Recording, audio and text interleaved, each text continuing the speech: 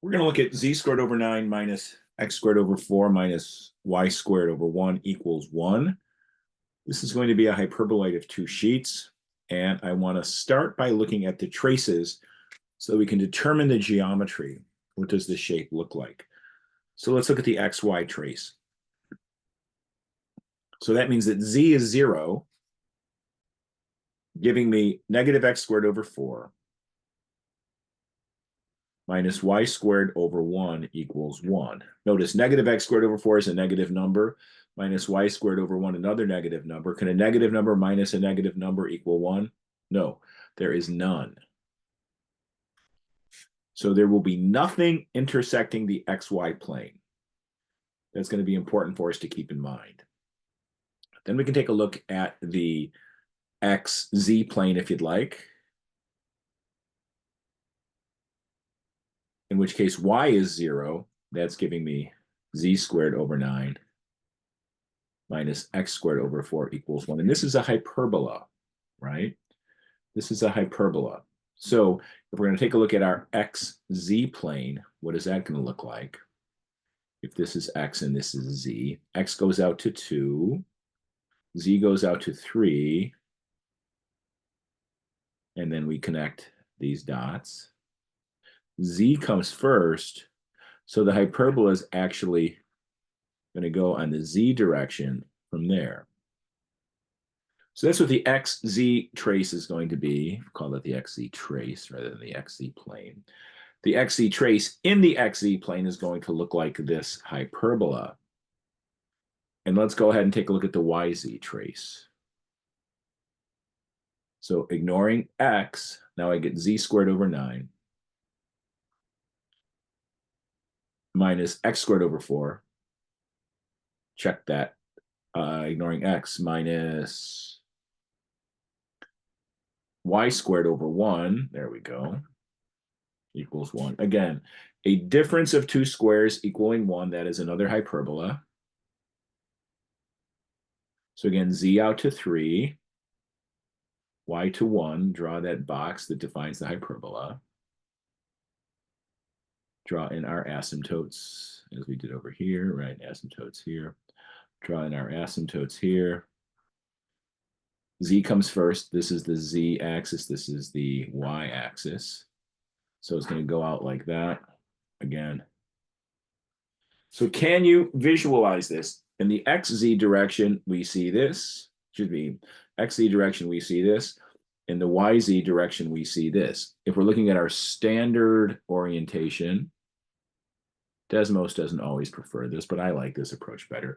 XZ, the left view, shows this hyperbola. YZ, the front view, shows this one. But the intersection in the XY plane is absolutely nothing. There is nothing that intersects the XY plane. So can you build that? Can you build something that has that in mind?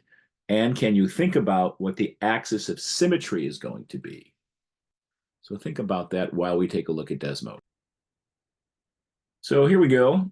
Z squared over 9 minus x squared over 4 minus y squared equals, and remember I said there is nothing in the xy plane. Do you see that? Nothing in the xy plane. Empty set in the xy plane as it's spinning around. And I like this orientation. This is the standard one that we use.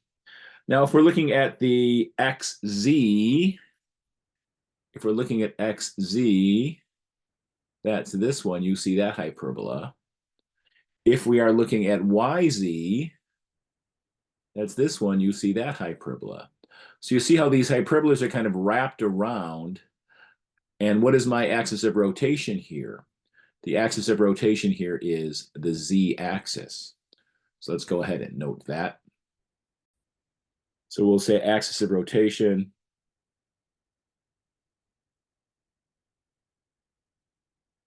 is the z-axis.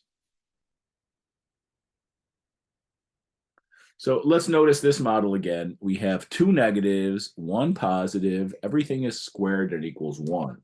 The z was the axis of rotation when that was positive. So does that continue if we change the signs on this?